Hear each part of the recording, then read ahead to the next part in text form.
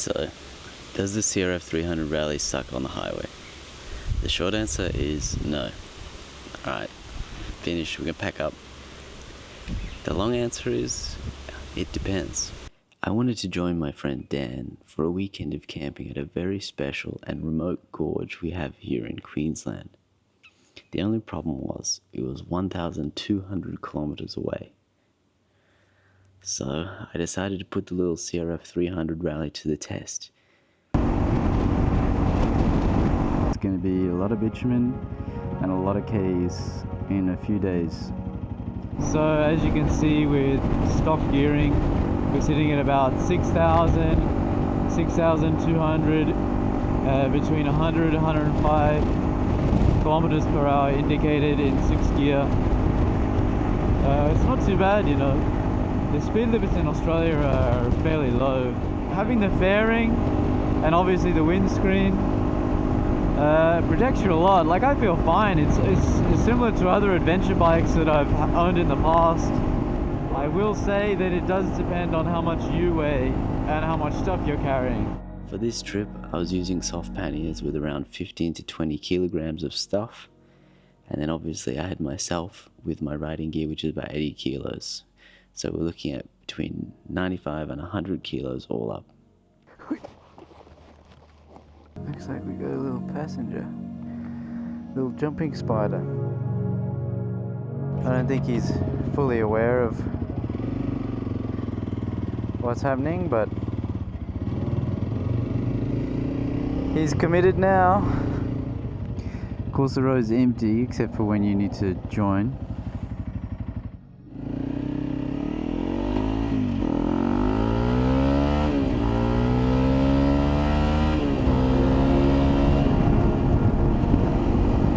So, you know, acceleration's not too bad. Got up to highway speed quickly.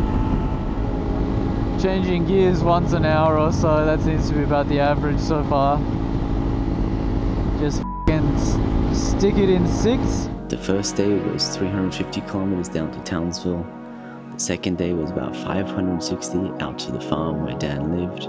And then the third day was a further 300 south down to Carnarvon Gorge itself. Setting off from Townsville. Day 2, a bit of a longer day, probably 6 or 7 hours. Let's go! Another stunning day. Just got some fuel here in Charters Towers. Total trip so far, 505 kilometers. Now on the Gregory Development Road or Gregory Highway. Got about 370 k's to go or something like that. And it's basically a lot of just sit down and motor towards the horizon. There's not a whole lot going on, but the landscape is pretty spectacular around here.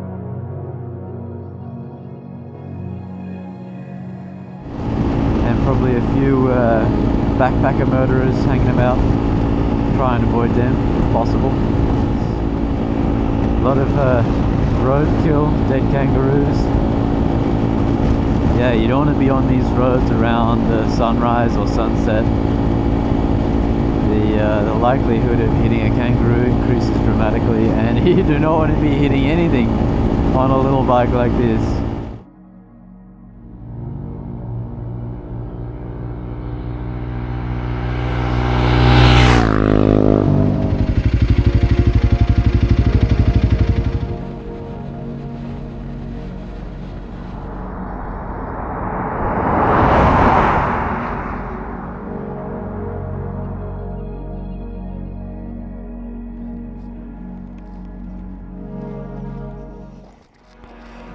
Currently 750 k's in the middle of nowhere,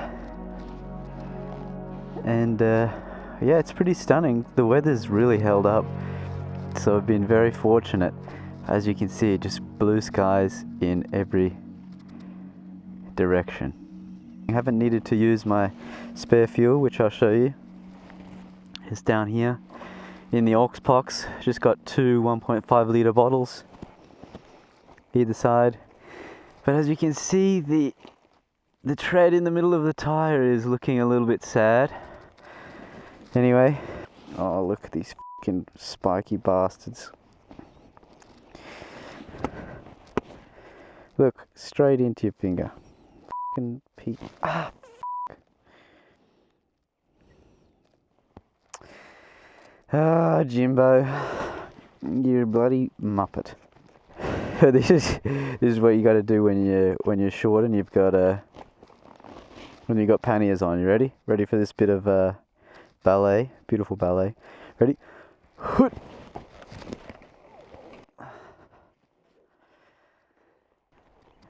Yeah, not the most elegant.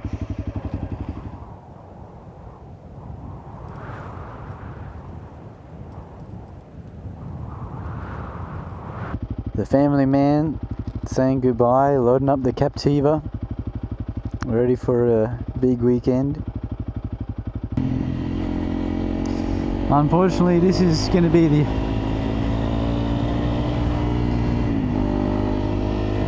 the only dirt the bike sees this weekend.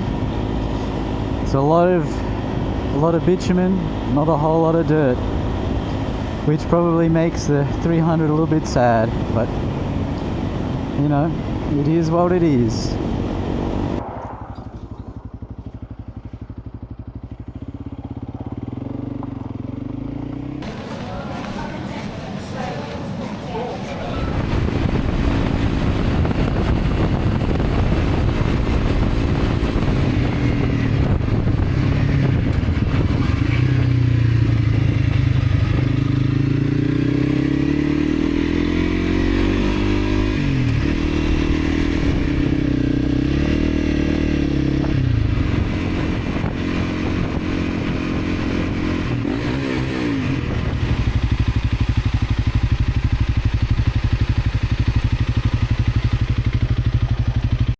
We spent the weekend exploring Carnarvon Gorge, cooking meals by the campfire, and enjoying a few beers at sunset.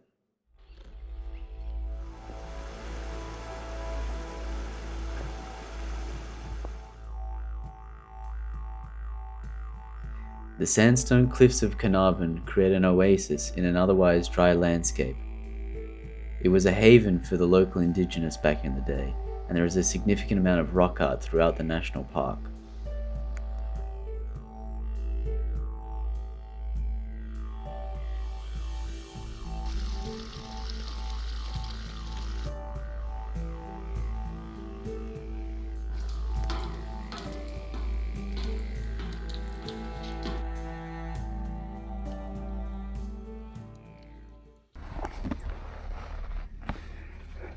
So we are all packed up and heading off.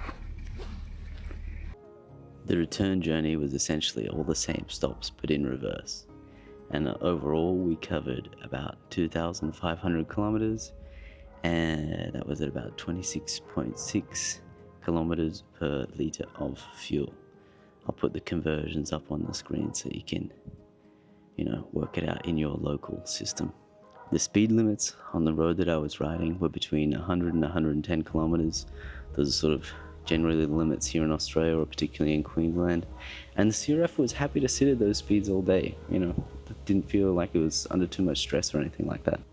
I even did a short test on a private airfield where I got it up to 143 kilometers per hour indicated, but that was about 133, 134 kilometers per hour on the GPS. So that was sort of the effective top speed. The relatively light weight of the CRF 300 does mean you get blown around a little bit on the highway, especially if there's a road train or something coming the opposite direction, but it's sort of not too dissimilar to any other bike that I've owned. I found that the windscreen and fairings did an amazing job of protecting me, spending extended time, hours at those speeds on sort of remote roads. It really did stop a lot of the sort of buffeting. While it's definitely not the most comfortable or capable highway cruiser, it's definitely a role that the CRF 300 Rally can fulfill, and I think that is the core of why people love this bike, because it can sort of do everything Obviously, not a master at any of them, but it can get by, you know? So, thank you for watching, and let me know in the comments below what you think of the CRF 300 on the highway. How do you find it?